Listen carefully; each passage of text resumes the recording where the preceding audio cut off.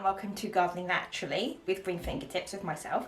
My name's Josie and I'm your natural gardening coach. Today we're talking about fermented plant food.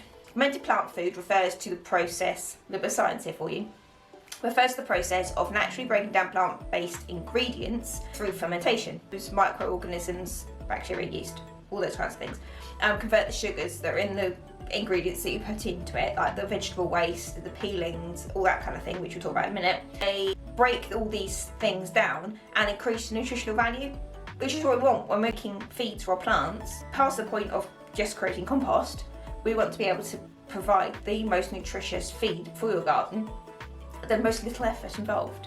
So this is what we're talking about with the fermented plant food. With this kind of feed, like with most homemade feeds, to be fair, you can be quite nutrition specific, if that's the right word, nutrient specific. You can kind of change it up to meet your requirements, your plant's requirements as well. So you can make a high nitrogen feed, in this case with more leafy greens. If you've got stalks, cabbage leaves will be naturally higher in nitrogen when you make them into a feed, so it'll be a high nitrogen feed. You can use more banana skins into it, then you'll get a higher potassium feed. More peas and beans and things in the legume family will be more of a phosphorus based liquid feed. So changing up the ingredients, it does actually go a long way to making the feed more nutrient specific. When everything's growing early season and it's all getting like rushing into action, it's going to need more nitrogen. So knowing that you've got a specific nitrogen feed on hand means that you can feed your garden as soon as it needs it in the early season. The same if you're growing fruit and veg, you're going to need more of the potassium and phosphorus for the roots and the fruits and the flowers as well, because they're important.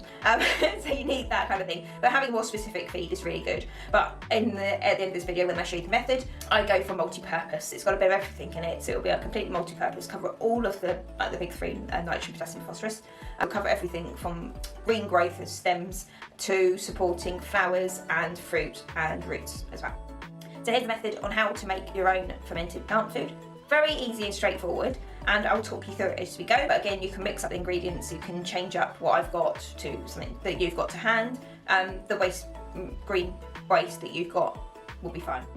So in here we've got, well, it's a mixture of all sorts of stuff. I've got cabbage peelings, I've got carrots, I've got apples in here. Yeah, you can mix any kind of vegetable peeling you like, or fruit peeling that you like. I would avoid citrus because I haven't had good experience or good feedback about citrus in the form of a fermented, I can cover up that thing, in the form of a fermented plant juice, as they call it, fermented feed. But basically, yeah, any kind of root vegetable peeling. So you could also have potato peelings in here as well, where you could do any kind of greens. So as I say, our cabbage in here, but you got anything, if you've got like broccoli stalks that are too tough to cook, if you're growing broccoli yourself, if you get the stalks too tough. The leaves of broccoli that you aren't going to eat, so they can go in. Any kind of waste greens.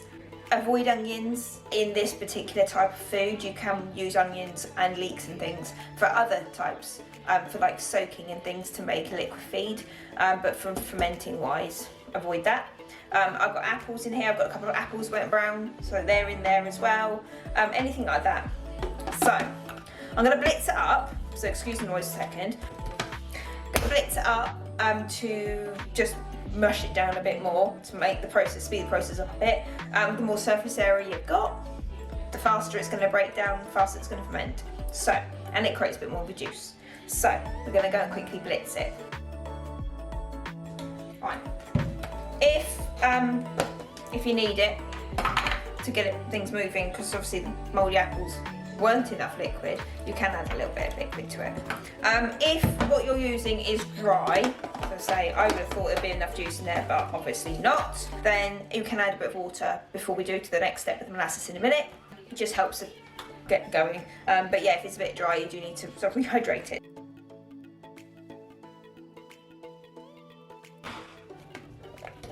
There we go. So now we have to weigh out our mixture, and we have to then add equal parts stuff to molasses, which we've got. So we've got to weigh the two out to make equal parts. scale. Right, weighing out how much I've got of this.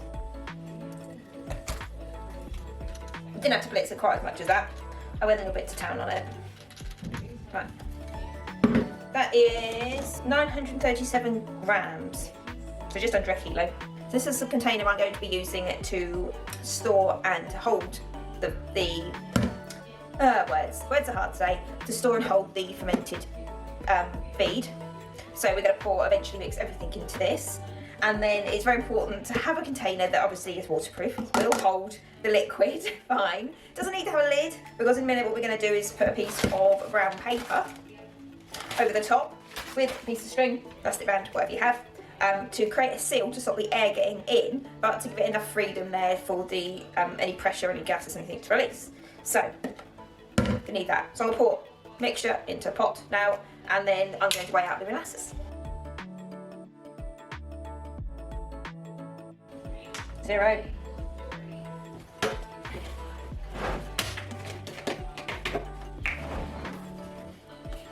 It's going to be gloopy, so be careful.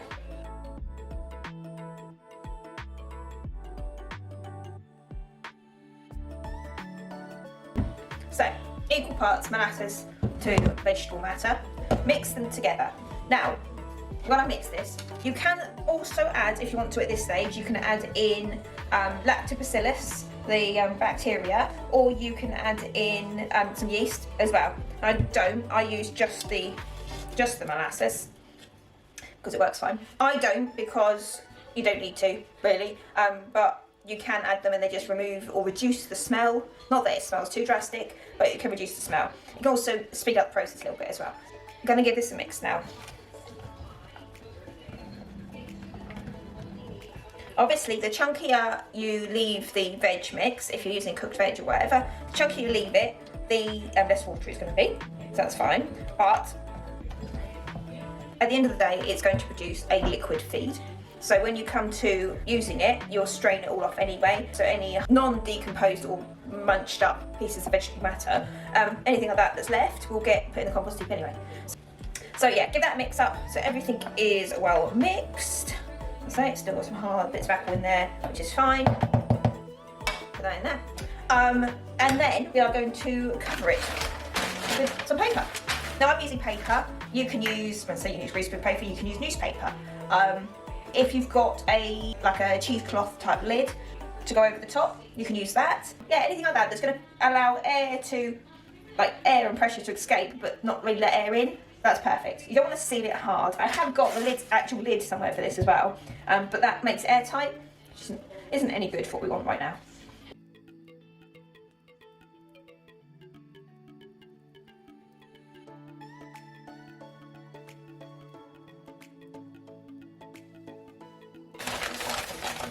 We have got. So I'm just going to get paper and then tie it around the top.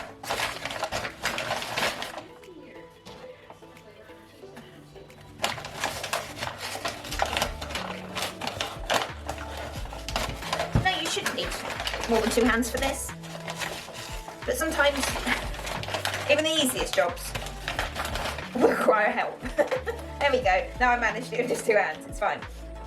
Tying a piece of string down some paper on a square lid shouldn't be difficult. Shouldn't be, but there you go. So try and make it as tight as you can, obviously. Keep it all on. This has got a lip, so it's not too drastic. It will catch on the lip. To keep it tight, that's fine.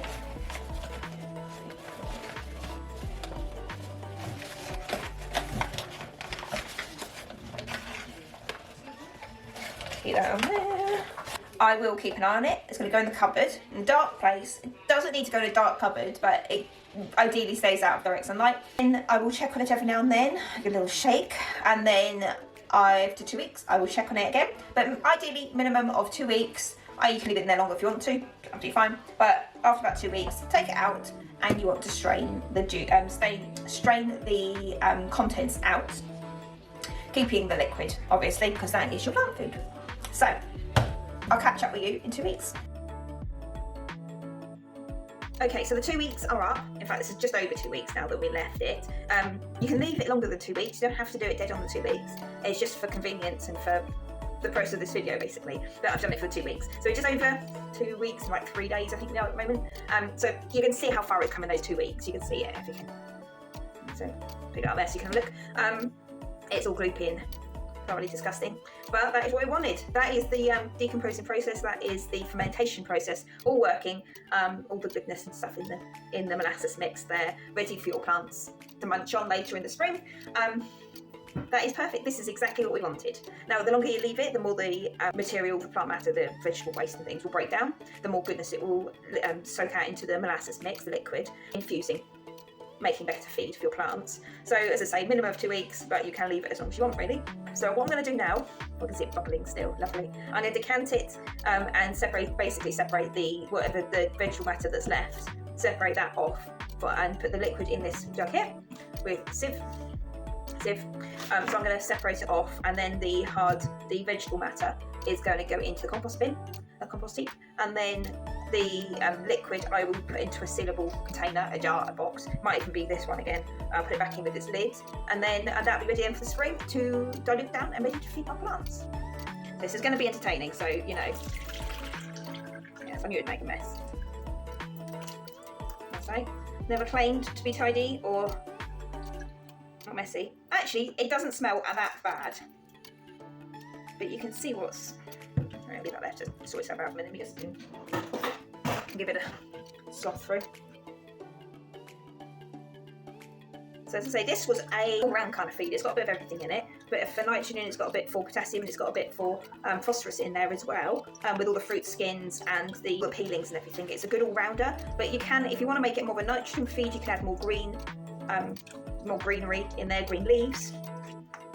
Try and get as much of the liquid out as you can from the pulp, because the liquid is the bit that you feed your plants with, and that is the concentrated feed. So if you can, get as much out as you can.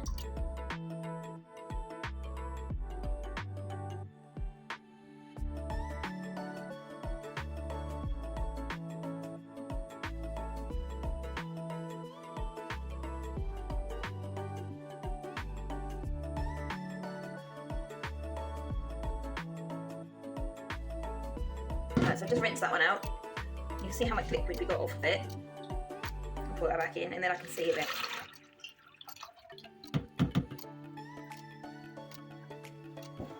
For this liquid, you can mix it, so concentrate, be 30 ml to a litre of water, I believe. If you want to use it as a soil liquid, that's if it's a leaf, foliar feed, but you spray the leaves with it. If you want to use it as a soil feed, so if you want to water it on around the roots of your plants, directly onto the soil, to help condition the soil, help feed your plants that way, you can have it higher, say double that, so 60 ml to 1 litre of water. It is a really good, and as I say, the longer you leave it to ferment and to soak and to decompose, the more nutrients get into this liquid, making the feed even more effective and stronger, basically. It's much more nutritious for your plants. So I left it just over 2 weeks for the process of this video. I will probably, because I've still got some molasses left, do more before the end of winter, and I will probably leave those until nearer springtime. At the moment, this is now November. I think at the beginning of this video it's October.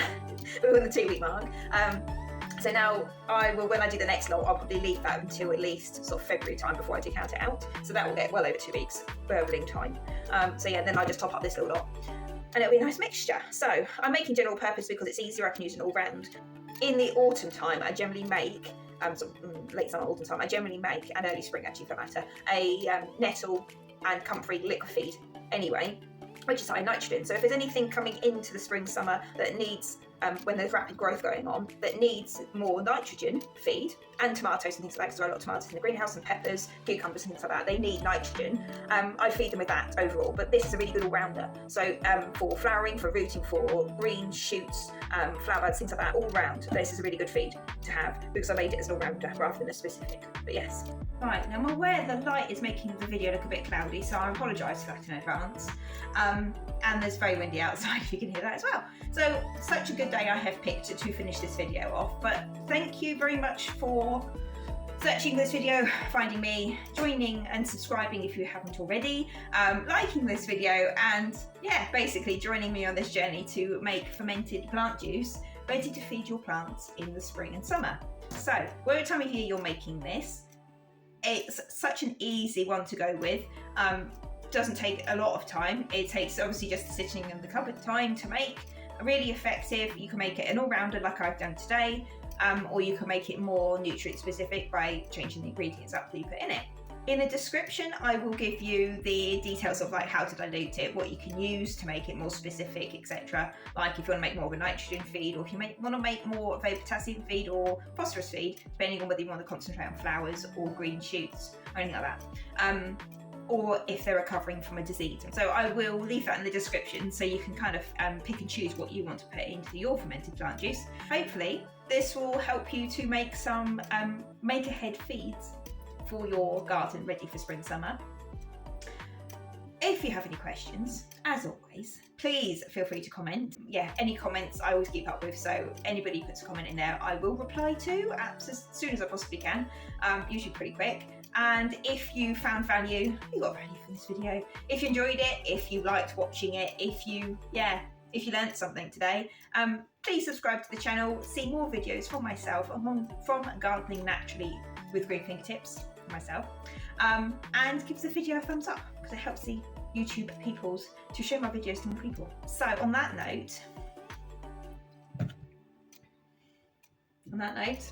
I'm going to go and seal this up before it starts smelling the house of licorice and plant juice. I will see you next time in another video from Gardening Naturally with Green Fingertips. See you later, guys.